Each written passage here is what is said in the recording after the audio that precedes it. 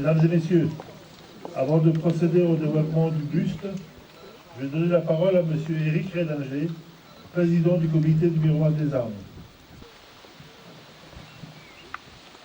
Mesdames et messieurs, chers amis de la paix, chers amis de la Bellonnet, le comité du Miroir des Armes est heureux de vous accueillir sur ce qui fut le plus grand champ de bataille de l'Europe de l'Ouest durant la guerre 39-45.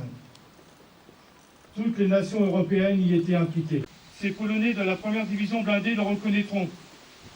La mission de la Bellonnet signale l'arrêt décisif des combats. C'est pourquoi nous leur emprunterons ce qui suit pour honorer le messager dont nous durons le buste. Citons la presse de 1967.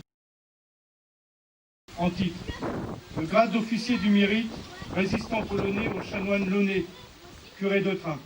C'est avec plaisir que nous apprenons que le chanoine Launay, curé doyen de Train, a été promu dans le grade d'officier dans l'ordre du mérite, résistant polonais, pour son intervention courageuse qui mit fin à la bataille de Normandie le 21 août 1944 à Tournai-sur-Digue. C'est au début de cette troisième journée de combat sévère et meurtrière entre les Allemands encerclés et les Alliés que la Bellonnet, alors curé de Tournai, obtint après 3 heures de discussion avec des officiers allemands que ceux-ci acceptent de se rendre. Vers 11 h, lundi 21 août 1944, une voiture blindée dans laquelle il prit place, avec 4 officiers allemands, s'enfuit à travers le champ de bataille, copieusement arrosé d'obus, jusqu'au village de Magny afin d'y rencontrer les Alliés. Mais les Allemands, apprenant que Magny était aux mains des Polonais, refusèrent de prendre contact avec eux. La délégation continua son périple à travers les champs encombrés de cadavres, de munitions, de matériel de guerre, de véhicules, sous le feu de la bataille jusqu'à l'entrée de Felles par Tournai et le bas d'Aubry pour trouver là les Alliés. Un seul soldat, canadien, accepta de monter avec eux. Les autres Américains doutant de la sincérité de la démarche et de revenir avec la délégation pour recevoir la capitulation des Allemands.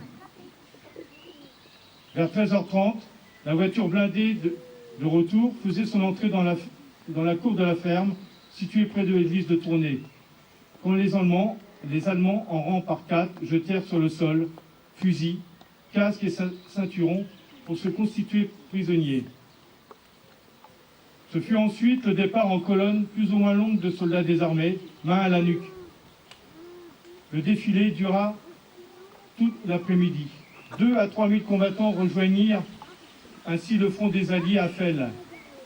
La bataille de Normandie était enfin terminée et Tournai-sur-Dive échappait à la destruction totale, prévue pour 18 h, par un bombardement aérien massif qui eut écrasé, avec l'armée ennemie, les 800 citoyens cachés dans les abris. Nous félicitons le chanoine Launay pour cette distinction méritée, attribuée par les Polonais. Nous réjouissons qu'elle prenne place avec la croix de guerre, avec étoile d'argent attribuée par Koenig en 1945. La paix et les réconciliations entre les peuples sont l'objet de notre comité. Nos activités se veulent fédératrices autour de la poche de Chambois pour redonner la place historique à ce lieu qui doit être la sienne. Le 24 avril 2009, à la salle de cinéma de Train, nous avons réuni 140 enfants des écoles de Chambois, de Train et de Carouge pour le 2e concours de poésie sur le thème « Accepter la différence, facteur de paix ». En 2010, nos projets pour la paix sont denses. Ils s'articuleront autour d'une école pour la paix. Le point d'orgue sera une commémoration avec une pose d'une stèle au lieu-dit de la Freinée à Oumène, en mémoire de la 2e DB du général Leclerc. Nous allons procéder maintenant au dévoilement du buste. Papa, garde-vous!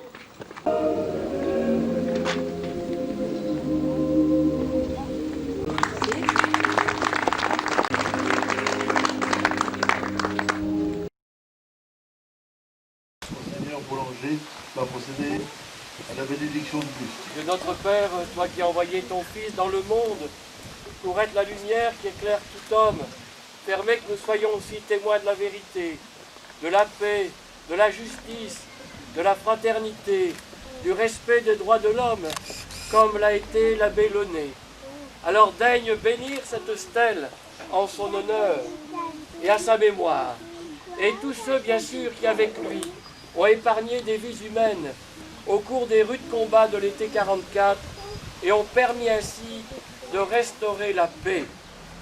Fait que là où nous sommes, avec les responsabilités que nous exerçons, nous puissions délaisser tout ce qui sépare et cherchions tout ce qui unit, par Jésus qui vit et règne avec toi pour les siècles des siècles. Amen. Et je tenais encore à vous dire aussi un très grand merci à tous ceux qui ont collaboré à cette œuvre et merci de votre présence.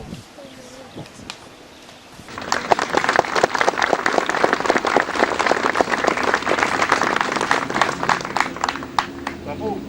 Bravo, saluez!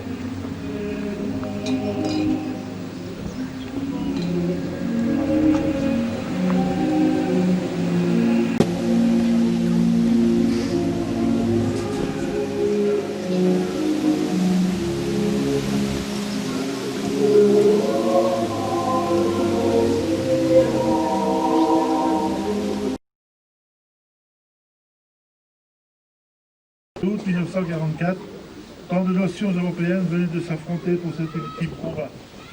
La Bellonnet fut par sa vocation d'homme de paix celui qui permit d'y mettre un terme et ainsi, sans le savoir, participa à la fécondation de la future Europe. Poursuivons tous ensemble son action en chantant la réunification des nations européennes réconciliées et qu'un jour, sans doute encore lointain, servira d'exemple pour les nations du monde. Chantons l'hymne à la joie.